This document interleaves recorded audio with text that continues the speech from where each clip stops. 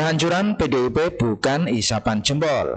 Dengan melihat politisi jempolan PDIP yang satu persatu keluar menandakan bahwa internal PDI lah yang menjadi sumber masalah. Tindakan sombong, lupa kepada wong cilik, dan sok berkuasa sepertinya menjadi alasan Jokowi meninggalkan kandang banteng yang diikuti beberapa politisi senior seperti Marwarar Sirait dan kawan-kawan, serta pengunduran diri besar-besaran anggota partai. Hari ini, setelah meninggalkan wong cilik, PDIP juga melupakan kader sendiri.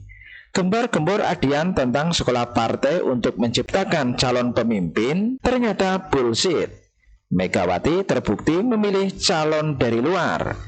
Contoh saja Provinsi Sumatera Utara yang memilih Edi Rahmayadi dan membuang Nixon Nababan.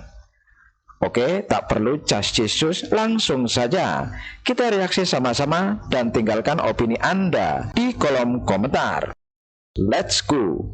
Tidak tahukah kamu yang namanya tulis yang telah diputuskan oleh Ibu Megawati Soekarno Putri dan diumumkan pada hari ini, yakni Provinsi Sumatera Utara, Letnan Jenderal TNI Purnawirawan Edi Rahmayadi.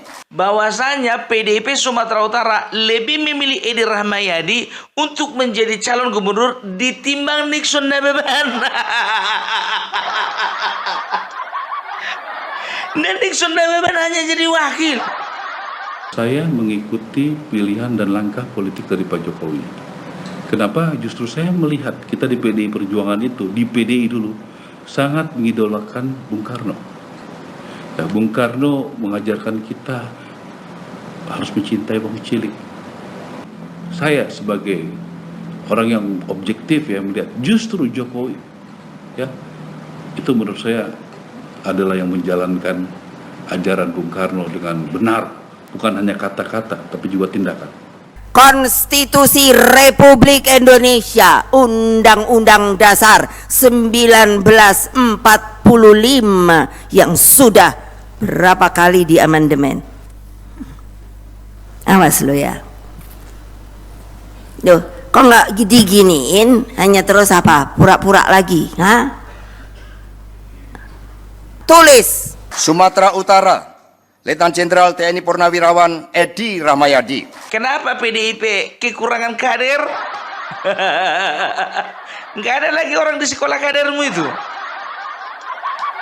Sehingga kalian mengambil anak orang lain. Lebih penting dan lebih cinta kalian sama anak orang lain daripada anak sendiri.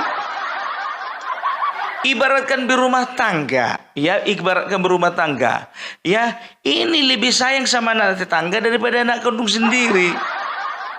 Kita akan lebih mempercayai kemampuan kader kita. Kami partai politik, kami lakukan kaderisasi, kami lakukan penempaan, kami melakukan pengujian, kami berproses segala macam.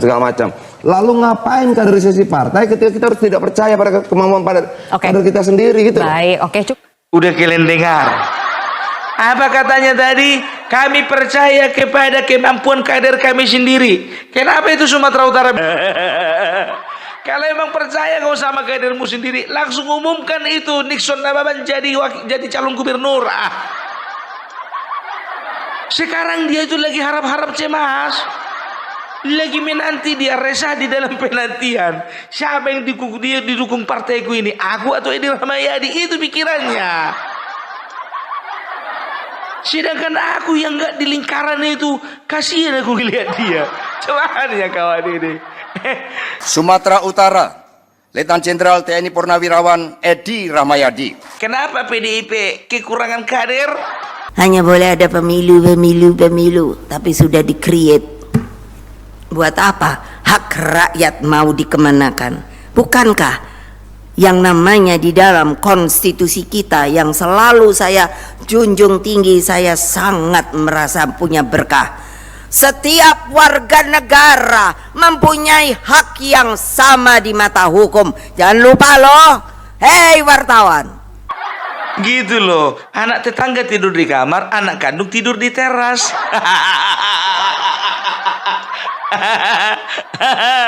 Jadi kurang seru permainan ini. Aduh, tapi itulah ya, memang yang namanya partai politik itu selalu Satu aja slogannya, nggak bisa dipercaya. Termasuk sama kader sendiri. Coba bayangkan kalian, itu Bang Nixon kemana-mana udah keluar-keluar dia, sudah minta dukungan kalau misalnya dia ingin mencalonkan diri jadi gubernur. Malahnya PDIP, nak main kau bah. Kenapa kurang setoran? Aduh ya. Jadi kalau bisa kita bilang ya kan, ya ini kalau bisa dikatakan ini angin segar lah kepada Edi Rahmayadi. Karena apa? Karena Abu sudah bisa berangkat. Asal jangan rusak aja lah di tengah jalan ya kan. Terus dioper penumpang semuanya. Ke bus warna kuning, ya kan? Warna kuning, warna apa itu? Aduh. Aku bukan ku permasalahkan Edi Rahmayadinya, bukan, nggak masalah, ya kan, nggak masalah. Yang aku tagih itu adalah komitmen dari para petinggi-petinggi dan elit-elit di PDIP, menyatakan bahwasanya banyak kok dari kami kader, mana?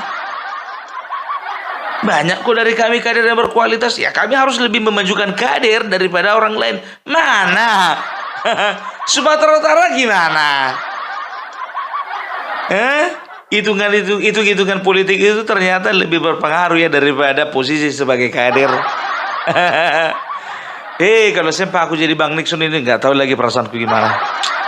Walaupun jadi cawagup, ya kan. Terpaksa lah sih pula lagi. Jadi kalau dikatakan, ya kan, kalau ku tengok dari gambarannya ini, PDIP Sumatera Utara ini udah gak ada pilihan lagi. Mau cari calon yang lain gak sempat. Udahlah, enceng aja lah kita. Itu aja lah, gak usah lagi yang lain-lain dicari. Udah cukup itulah, biar aja lah situ. Maju lah, mundur lah, menang kalah lah.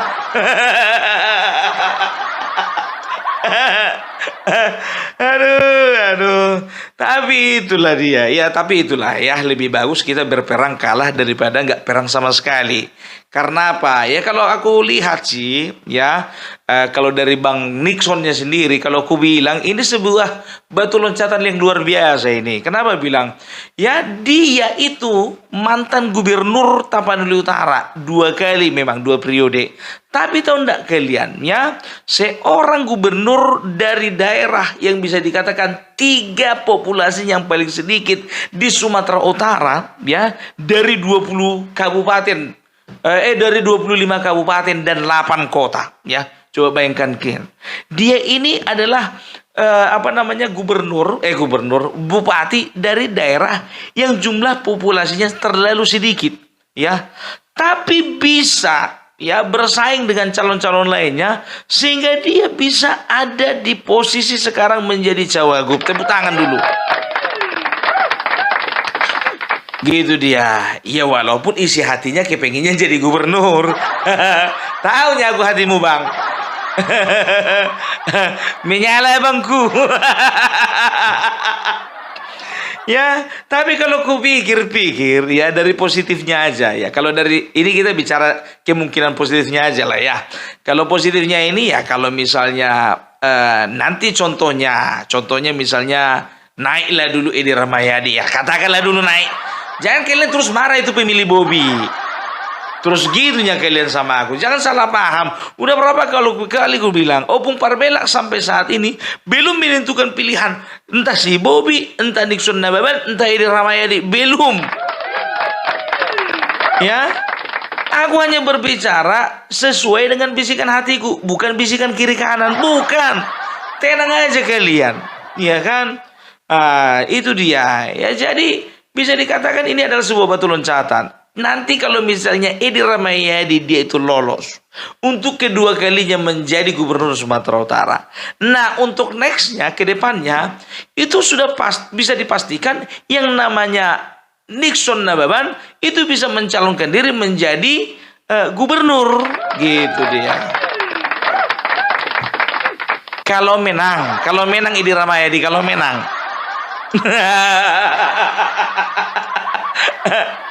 Apa kemungkinan terburuknya? Ya kalah. Kok ditanya pula apa kemungkinan terburuknya? Kemungkinan terburuknya ya kalah. Tapi itulah dia, yang namanya seorang petarung, menang kalah itu biasa, asal jangan demo. Yang nggak biasa itu kalah dan demo, itu yang luar biasa. Nah, jadi entah apapun itu pertimbangannya untuk PDIP yang ada di Sumatera Utara, ya nggak tahu aku apa permasalahanmu sama si Nixon. Nggak tahu juga ya. Ini kan biasanya yang merekomendasikan seorang calon untuk dicalonkan menjadi gubernur ataupun wakil gubernur, ya, untuk merekomendasikannya ketua umum itu ya seharusnya itu ketua DPD